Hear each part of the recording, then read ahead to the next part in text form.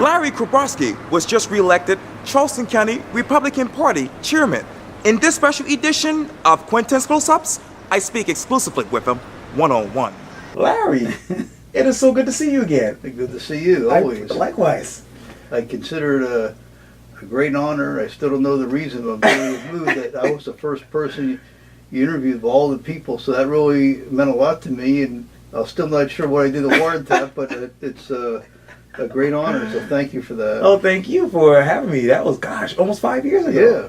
Yeah. May of 2012, yeah. May 2012. And you've done a lot in that time. 600 plus interviews. Well, it's a great thing for Charleston because you provide a service that nobody else does to let people speak, and the breadth of the people that you have interviewed gives, if anybody is interested to know what Charleston's about or what really people are thinking or what leaders or others, I mean, they need to watch your videos.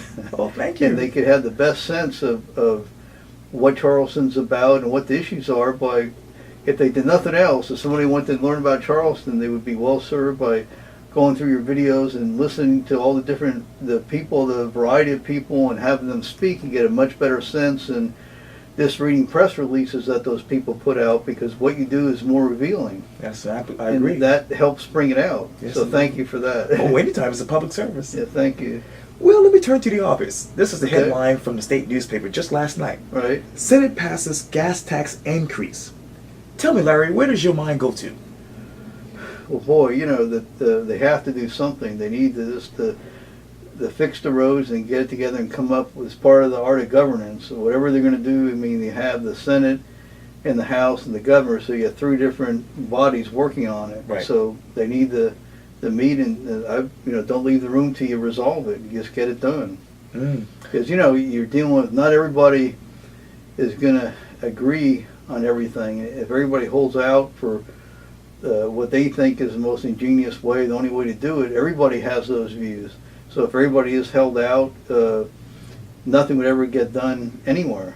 And as a matter, you see that in the national Congress as well as locally. That's right. And as a matter of fact, Governor Burmaster was asked this by Channel 4 about the gas tax, and he basically said this, quote, "There's money available coming from other taxes." But he says, quote, "I'm opposed to a new gas tax," unquote. When you hear that he's opposed to a new gas tax, what does that tell you? Well, that's the traditional Republican approach, is no new taxes, that you have to readjust the money that you already have. So they need to either come up with the money somewhere, or whatever they need to do but they need to come up with the money to fix the roads. What happens, I don't know at this point, Quintin, because he's made the position that he would veto any new taxes. Right.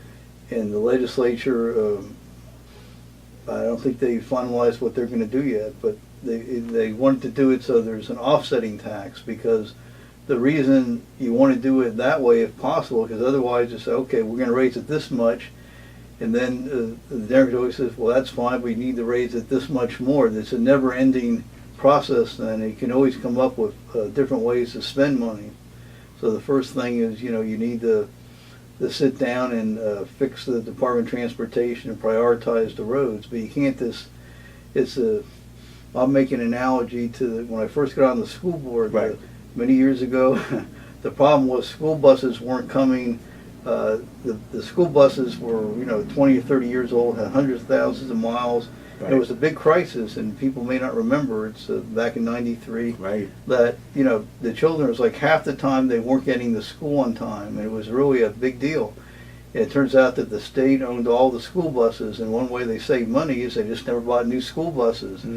And so I hired 2 buses full of teachers and students, and we circled the Capitol and we met with the legislators, and they bought, I think, in the end, 1,000 new buses over time. So they do have new school buses around, but you can't ignore problems. It's like I read somewhere about maintaining a house. You can save money just by not doing any repair or maintenance, but eventually you're going to have to pay the price. So there's a lower cost, I think, maintaining roads and so forth, and not let it get to a crisis. So something's gone wrong, because it's easy to save money just by ignoring a problem, but often by ignoring a problem, it just gets worse. And I think that, and again, it's I've been concentrating on being chairman of the Charleston Right. County Republican Party. It's not, I'm not a legislator, Right. so I mean, to be honest, I'm not qualified to say what the solution is because I haven't studied it. I feel I can pontificate, but it would just be that because I'm not in the legislature. I haven't studied it to know what the solution is, to be honest with you. But they need to sit down and just not leave until they come up with a solution. Let me turn to something that Skylar Croft from the Post and Courier Okay. just wrote a couple of days ago, actually. Right. And it says this: Charleston Republicans interviewed Thursday says it is way too early in the process to automatically get behind the incumbent governor, meaning Governor Henry Right. Burmaster, who rose to office from lieutenant governor in January after Nikki Haley became United Nations ambassador. Former Charleston County Chairman John Steinberg says he's undecided in the race, but says Templeton, meeting Catherine Templeton, Right. has to get out and show her GOP credentials. He's just said this to the Post and Courier, quote, "It would be good for her to show up," unquote. And this is another quote from John Steinberg Right. to the Post and Courier, Right. quote, "She doesn't typically go to Republican Party events," unquote. If you were to sit down with Catherine Templeton right now one-on-one, what would be the first question to her? Well, I would say that I agree with John in this sense. I've never met the woman. I've never seen her at a single Republican function. I've heard good things. She's very articulate, supposedly did a great job as a manager. But to be a governor, you have to go to the people, and you have to, it's not an appointed position. I mean, she's been appointed to several prestigious positions, but this is something you have to earn by going to make your case. No amount of money in the world is going to win an election. She may be the best person ever. I don't know because I've never met her. I've never had a conversation with her. But you have to go among the people, make your case in person, and press the flesh and come to events and let us know why you'd be the best person. I agree with John that it is much too early. Right. Obviously, if you're a Trump backer, that McMaster is getting great plaudits because he was the first one nationally to back Trump. And again, with Templeton, she's done impressive things, but Right. I don't know anybody who's met her. I would remind people, remember, I think it was, and this dates me too, it was like John Connally spent like hundreds of millions of dollars when he ran for president. I think when the first Bush won, he didn't get a single delegate. And I would also make the case that Jeb Bush spent hundreds of millions of dollars in South Carolina. He had the most money of anybody, spent all the money in the world. And I think he got like 8% of the vote. And I don't know if he ever got any delegates for president. So money alone can't do it. I'm not saying that disqualifies her, but you have to get out among the people. And certainly McMaster has done that. And if anybody else, is going to do it, you really have to. There's no substitute for that. So he's right in that sense. I haven't met her. And where's your passion? What is she about? I don't know. I don't have a sense of it. And It's not a negative. It's just an emptiness on it. Okay. And what case do you want her to make to you and the Charleston County, really the South Carolina Republican Party? Well, I want to know what drives her, what her passion in terms of the state is, what's motivating her. I don't have any sense of that now, and it's not a negative. It's just I'm agnostic about it because I don't have any sense of who she is or what she's about and what led her to her developer core beliefs, because that gives you the best idea of what a person's most passion, what's led to her conservatism or becoming Republican, and what motivated her to do that, what are her passions for the state, and what would she want to accomplish, and what life experiences have led her to those conclusions. And those are things that you want to know because nobody knows what the issues are going to be, but you want to know what a person's about because that gives you a sense of how they would address issues and what is their inner core, what has made her what she is in terms of politics and what her beliefs are. Those are the things she has to address. I think she doesn't have any negatives in that, but it's kind of an empty slate now because I have no idea. Let me turn to something that you and I just talked about yesterday, Right. and I didn't even see it until I did my research earlier today. But this was also what Skylar Croft wrote in the Post and Courier just a couple of days ago. Right. He writes this quote, "In other party business, Right. Thursday, Larry Kobrovsky was unanimously reelected as county party chairman, drawing a backhanded compliment from his Democratic rival, Charleston Party Chairman Brady Quirk-Garvan. Brady Quirk-Garvan actually said this quote, "We congratulate Mr. Kobrovsky on his re-election as Republican chairman. Under his tenure, Charleston Republicans lost a second courthouse seat, and Charleston Democrats look forward to picking up 2 additional seats in 2018. Well, What is right and what is wrong in your mind? Well, first, I want to say it's like 2 years ago we met and we talked, and I can't believe 2 years have gone by when I became chairman 2 years ago.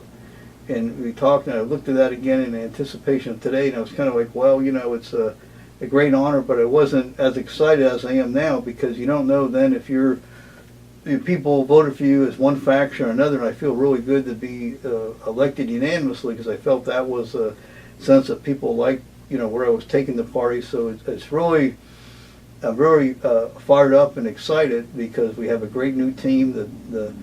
Have our officers, Maurice Washington is our first vice president, Right. Leah Watley is our Right. second vice president, and Nikki Claiborne is our third vice Right. president, and Mark Hartley as the Right. executive committeeman. So it's a great team. I'm chomping at the bit to get started. I feel like we've unified the party. It's an exciting time to be chairman. So I am all fired up this time in a way maybe I wasn't before, because I felt I had I like to listen and watch and learn before I do things. Now I know. In terms of Brady, I thought, we're very different. I'd like to think that, hey, we represent different parties, but we don't dislike each other, and it's not about tearing each other down, because Right. we have different visions. And I think it should be a battle of ideas. I was kind of disappointed in that. I thought it was kind of childish to I think he, perhaps as a Democratic syndrome, they feel they have to tear Republicans down rather than just build an alternative vision. The thing is to sell ideas. Who has the better vision for the county and the country? So that's a much different approach to me than that. And I think, so I'm disappointed and kind of like the childish of that. And the other, I think the point is in terms of the party, how we did in the election. I think we did, as Republicans, a major accomplishment. I mean, we won bigger in the state than we did in the past for president, but whatever the demographics that played out in the country between Hillary Clinton and Trump were kind of to their advantage in Charleston. They won Charleston County, but even while that's going on, the Republicans, we regained, majority in county council. That's a big deal. We picked up only 2 House seats changed in the entire state when we picked up one of them in Charleston County.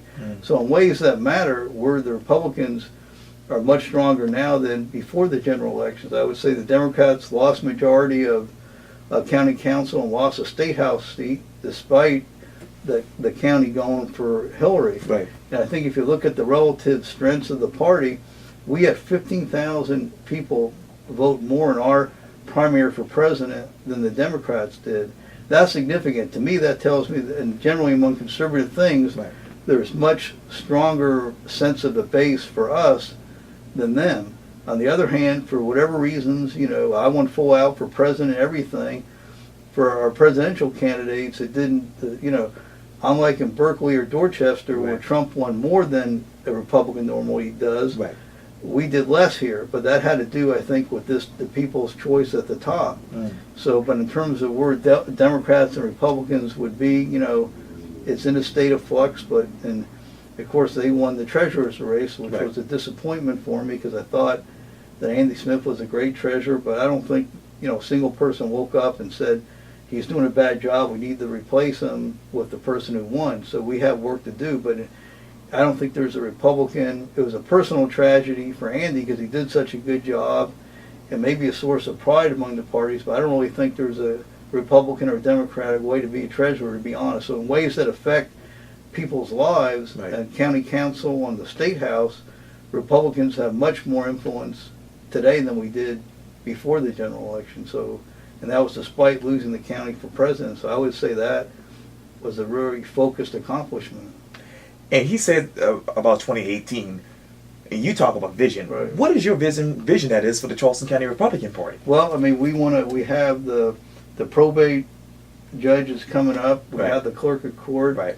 And the RMC office. Right. So those are 3, countywide offices that we intend to go all out and retain. So that's what he's talking about.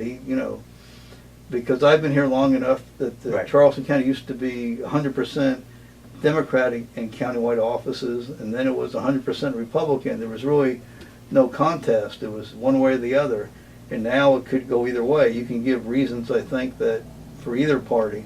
So I like challenges, and I was able to see, and study the results I'm a lawyer too, so Right. whenever you study for a trial or something, I like to think that there's, you can always assume somebody's going to be at least as smart as you, more gifted talking, but the one thing you can't control is that the other person can't work harder than you or prepare harder. That's the one thing, no matter how smart the other person is or more capable, you can outwork them. So believe me, I've studied everything, and I looked at what happened, and we're, really excited to have a great team and address what happened and focus on areas where we need to. So it's really given me a roadmap, because again, the first time you kind of learn the ropes, you sit and watch and learn. I feel, I've done that, and I'm really anxious to get the best candidates going forward and improve where we had deficits, and where, I learned that we needed to do much more. Write the headline for me. President Trump will do what in the next 6 months? Well, I hope he addresses the tax reform, because that's what and I hope, if you're asking what headlines I'd like to do, I'd like to say there's a second Supreme Court justice, because now, well, of course, that's a huge thing if you're a Republican. But what that did is to maintain the status quo with the tragic death of Anton Scalia. So that just made things the same. The next person is one that changes. So that will be one thing I'd like to see, that we have a new majority on the Supreme Court with 2 Trump appointees. I like to think that he simplified the tax code, because now I think it's like 10,000 pages. Right. The changes will be on 1 page. And I'm not in Washington, I'm not a legislator, so I don't know what shape it's going to be with the opening salvo, what they're going to do. But I think if they could simplify it and reduce the rates and increase, economic opportunity, I would like to see that. If you're asking me, the highest priorities, would be that. Larry Kobrovsky, thank you so much for your time. I really, really appreciate this. Always great to see you. Thanks for asking me my opinion. Thank you. Likewise, anytime. Take care. Likewise.